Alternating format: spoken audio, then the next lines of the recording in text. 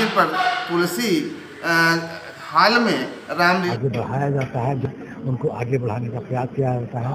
उनको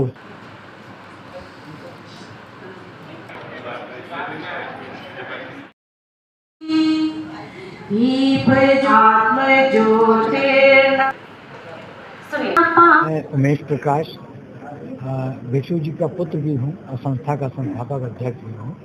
और ये संस्था विशुद्ध साहित्यिक संस्था है।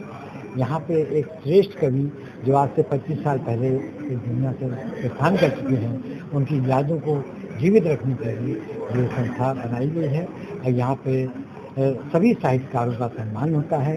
वर्ष में एक बार वार्षिक उत्सव होता है और माह में हर तीसरे रविवार को एक साहित्यिक गोष्ठी होती है, जिसमें अब तक 350 लोगों को सम्मानित किया जा चुका है। और इसके साथ ही सभी साहित्यकारों को आगे बढ़ाया जाता है, उनको आगे बढ़ाने का प्रयास किया जाता है। उनको ऊंचाइयाँ दी जाती हैं, टीवी पे पहुँचाना, रेडियो तक पहुँचाना, या बहुत से साहित्यकार ऐसे भी हैं। हमारी संस्था का नाम है समाज सेवा संस्था।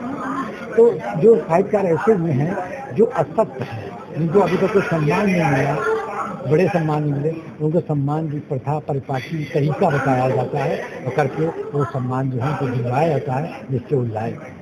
और इसके साथ ही हमारी सारी संस्था जो है और सभी साहित्यकारों का सम्मान करती है।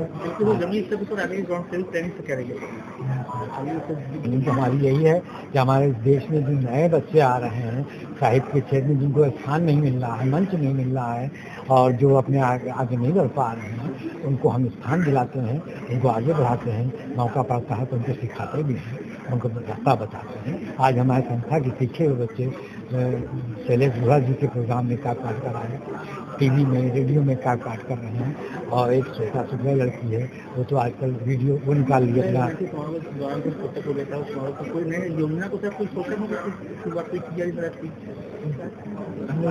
ये उत्तर प्रदेश में ही है कि पूरे हिंदुस्तान में?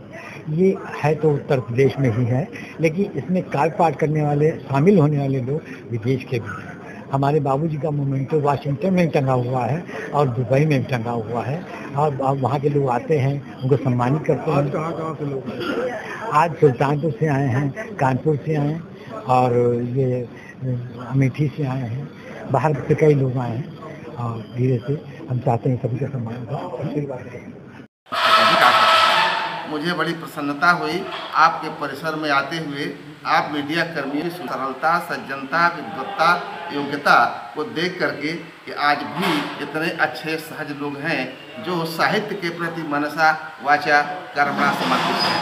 तो गणेश प्रसाद सक्सेना दीक्षुक जी अपने समय के बड़े ही श्रेष्ठ कवियों में थे और लखनऊ का जो कवि परिवार है वो बड़ा ही उत्कृष्ट है। आज नागर जी का, अमृतलाल नागर जी का जन्मदिन भी है और उस दिन पर तुलसी हाल में रामलीला मैदान में यह कार्यक्रम हो रहा है। यह निश्चित रूप से हिंदी साहित्य को एक नई दृष्टि देगा।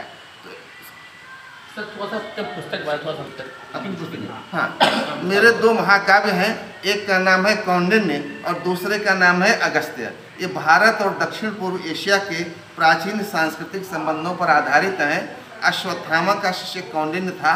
उसने ईसा की पहली शताब्दी में कंबोडिया में आर्य संस्कृति की स्थापना की। वहाँ के लोग आदिवासी जीवन बिताते थे, वस्त्र कला से अपरिचित थे, उसने वस्त्र कला से परिचित कराया। मित्रों, आप दक्षिण पूर्व एशिया के जावा, बाली, बोर्नियो में देखेंगे तो महर्षि अगस्त्य की बड़ी बड़ी प्रस्तुत प्रतिमाएँ प्राप्त होती हैं। हमारे पूर्वजों ने संस्कृत साहित्य के माध्यम से भारतीय संस्कृति को विदेशों में फैलाने का बड़ा उपक्रम किया है और गोस्वामी जी पर मेरी 2 पुस्तकें हैं, वो भी सम्मानित हैं। साहित्य भूषण उत्तर प्रदेश संस्थान लखनऊ। मैं बराबर इन गोष्ठियों में जाया करता हूँ। ऐसा कम देखने को मिलता है कि पुत्र पिता का जन्मदिवस मनाते हो, लेकिन उमेश प्रकाश जी अपने पिता का जन्मदिन मनाते हैं, गोष्ठियाँ करते हैं और हम लोग धन्यता का अनुभव कर रहे हैं कि उनके कार्यक्रम में आकर के प्रतिभाग करें।